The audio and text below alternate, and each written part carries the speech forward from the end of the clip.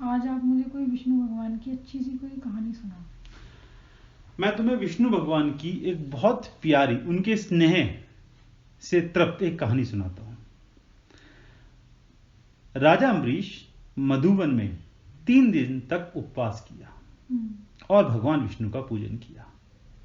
द्वादशी के शुभ दिन उन्होंने अपना उपवास समाप्त करना चाहा, तो उन्होंने बहुत से सुपात्रों को बुलाया, उन्हें बहुत सारा दान दिया और उन सबको भोजन भी कराया।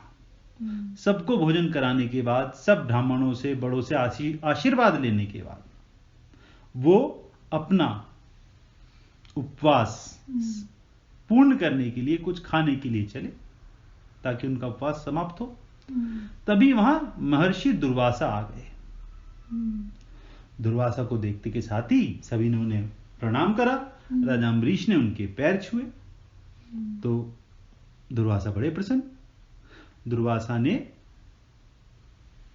उनसे बहुत आशीर्वाद दिया। फिर राजा अम्बरीश ने हाथ जोड़कर दुर्वासा से प्रार्थना की कि महाराज, आप द्वादशी के शुभ दिन पधारे हैं, तो कृपा करके मेरा आतिथ्य ग्रहण करें। दुर्वासा बोले, ठीक है, मैं तुम्हारे यहां पास बैठ के भोजन खाऊंगा और मेरे शिष्य भी भोजन खाएंगे, किंतु पहले मैं स्नान करके आऊंगा। और ये कहकर वो स्नान करने के लिए चले गए। अब स्नान करने के लिए दुर्वासा चले गए और उधर दिन चढ़ना शुरू हो गया।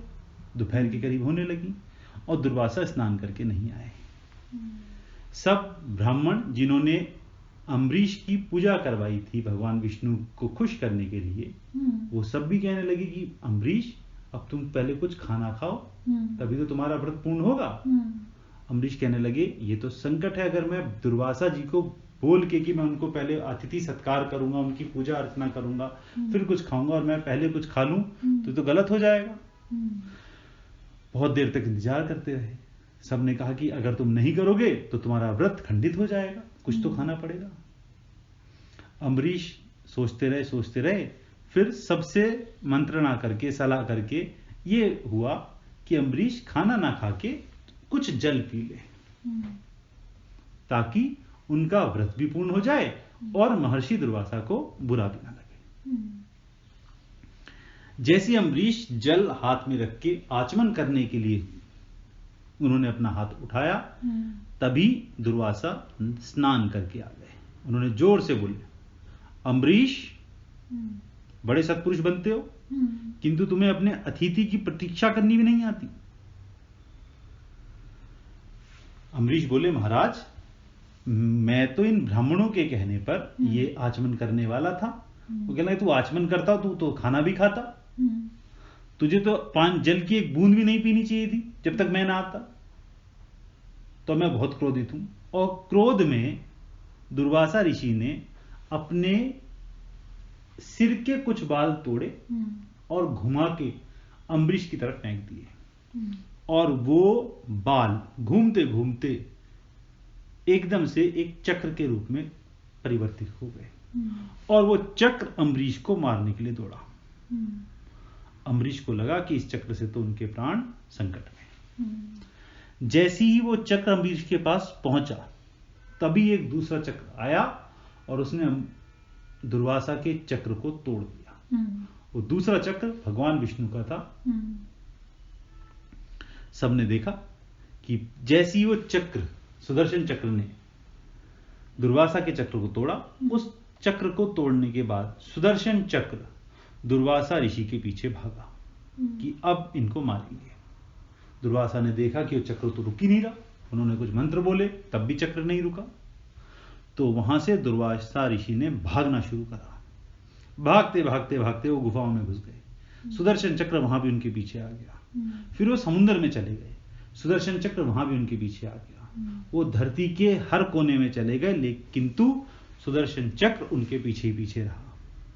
परेशान होकर वो ब्रह्मा जी की शरण में गए और ब्रह्मा जी से बोले कि महाराज, मेरी रक्षा करो। ब्रह्मा जी बोले, दुर्वासा, तुमने भगवान विष्णु के भक्त को पीड़ा दी है, इसलिए वो तुमसे कुपित हैं। मैं तुम्हारी कोई मदद नहीं कर सकता। जब वहां मदद नहीं मिली और सुदर्शन चक्र पीछे पीछे आया तो दुर्वासा वहां से भी भाग लिए। भागते भागते वो कैलाश पर्वत पर पहुंच गए और कैलाश पर भगवान भोलेनाथ के आगे जाके बोले कि भोलेनाथ मेरी रक्षा करो। भोलेनाथ बोले कि तूने तो भगवान विष्णु को अप्रसन्न करा, मैं तेरी रक्षा कैसे कर सकता हूं, मैं तेरी कोई मदद नहीं कर सकता। फिर वो भाग के वहां से भगवान विष्णु के ही पास गए। दुर्वासा ने वहां हाथ जोड़कर बोले कि महाराज भगवान विष्णु मुझसे बहुत बड़ी अपराध हो गया, मेरे अपराधों को क्षमा करो। तो भगवान विष्णु ने कहा कि तूने एक सत्पुरुष को पीड़ा दी है, इसलिए केवल अम्बरीश ही तुझे बचा सकते हैं, तो उन्हीं की शरण में जाओ। वहां से दुर्वासा उल्टे पांव दौड़े और मधुबन में ही आ गए जहां अम्बरीश अब तक खड़े थे। उन्होंने अम्बरीश से कहा, अम्बरीश मेरे प्राणों पर संकट आया है, मुझे बचाओ। अम्बरीश ने हाथ जोड़कर भगवान विष्णु का ध्यान धरकर कहा कि भगवान विष्णु अगर मेरी भक्ति से थोड़े भी प्रसन्न है तो दुर्वासा मुनि को पीड़ा मत दो। ये सुनते के साथ ही सुदर्शन चक्र वहां से चला गया।